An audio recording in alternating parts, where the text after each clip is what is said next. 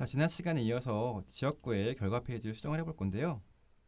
이렇게 정적인 내용을 우리 DB에서 읽어온 후보들의 이름과 여론조사의 기간, 지지율로 채워 넣어 보도록 하겠습니다. 뷰시점 파이에서요, 리절츠 부분을 수정을 해줘야 하는데요. 우선 후보들의 정보를 불러볼까요? 캔디데이트는 candidate.object.filter, 이 지역구에 해당하는 후보들만 불러오고요. 이 정보를 콘텍스트에 넣어서 전달을 하도록 하겠습니다. candidates라는 키에 candidates를 넣고요. 에리어도 전달을 할게요.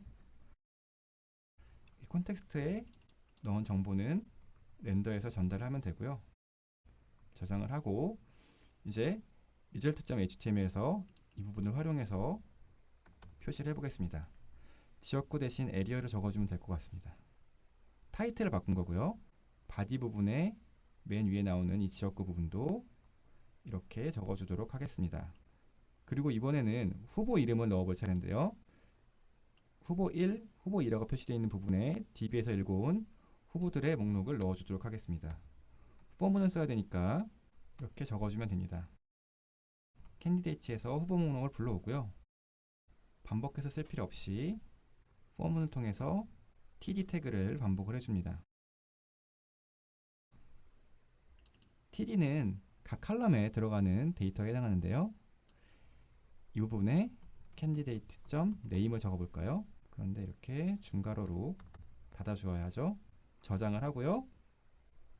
브라우저에서 새로 고침을 해보면 에러가 발생을 했네요. unclosed 태그 4라고 나옵니다. 19번째 줄이라는데요. 이 포문이 안 닫혔다는 말인가 봅니다. 포문이 왜 안 닫혔는지 보니까 퍼센트 뒤에 물음표가 들어가 있네요. 코드로 가서 수정을 해보도록 하겠습니다. 저장을 하고요. 다시 브라우저로 돌아와서요.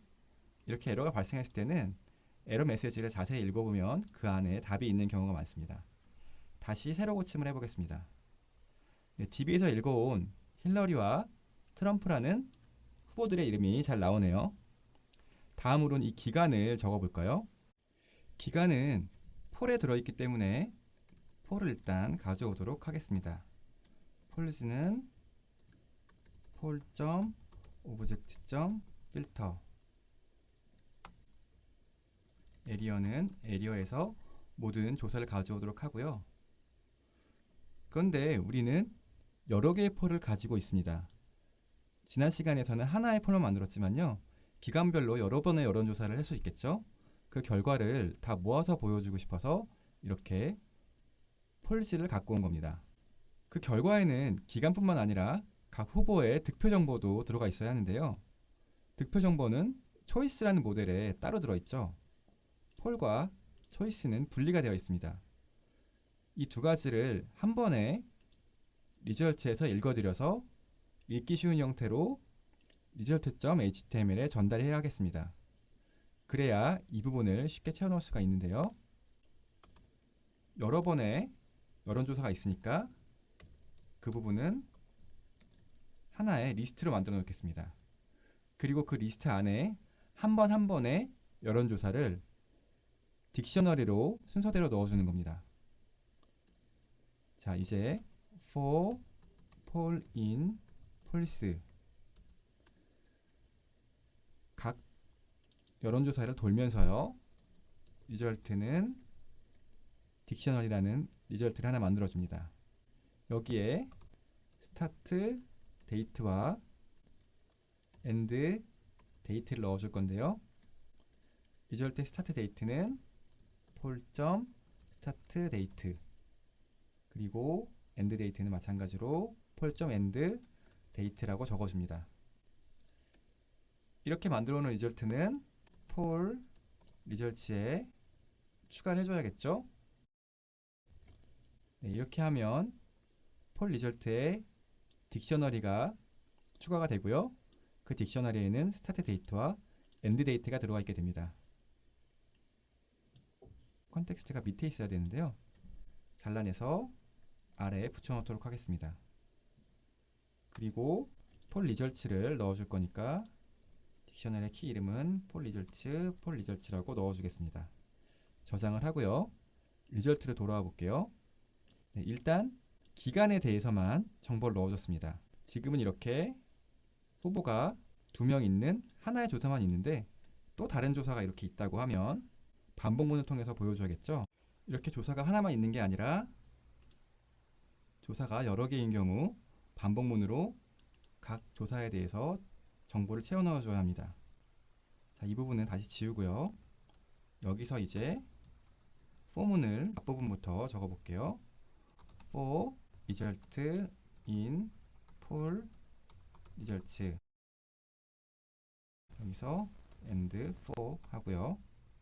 기간 대신에 result start date year라고 적어보겠습니다. 자, 잘 살펴보면 아까 리절트는 딕셔너리를 넣어줬죠. 딕셔너리의 각 키에 대한 정보는 이렇게 대괄호를 통해서 불러와야 하는데요. 템플릿 파일, HTML 파일에서 불러올 때는 점을 적고 이렇게 키를 적어주면 됩니다. 그러면 파이썬 파일에서 result start date 한 것과 같은 역할을 합니다. 템플릿에서는 이렇게 대괄호 대신 점을 적는다는 걸 기억을 하시고요. 스타트 데이트는 데이트 타임 객체였기 때문에 연도를 읽어보고 싶으면 year 이렇게 적어준 겁니다. 그리고 이렇게 중괄호로 싸줘야 값이 출력이 되겠죠. 슬래시 year, month, date를 다 불러오면 될 겁니다.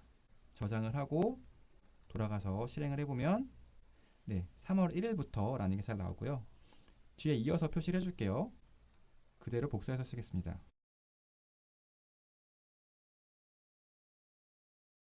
스타트가 아니라 이 부분만 end로 다 바꿔주면 되겠죠. 저장을 하고 다시 돌아가서 실행을 해보면 네, 3월 1일부터 3월 30일이라는 값이 나오는데요.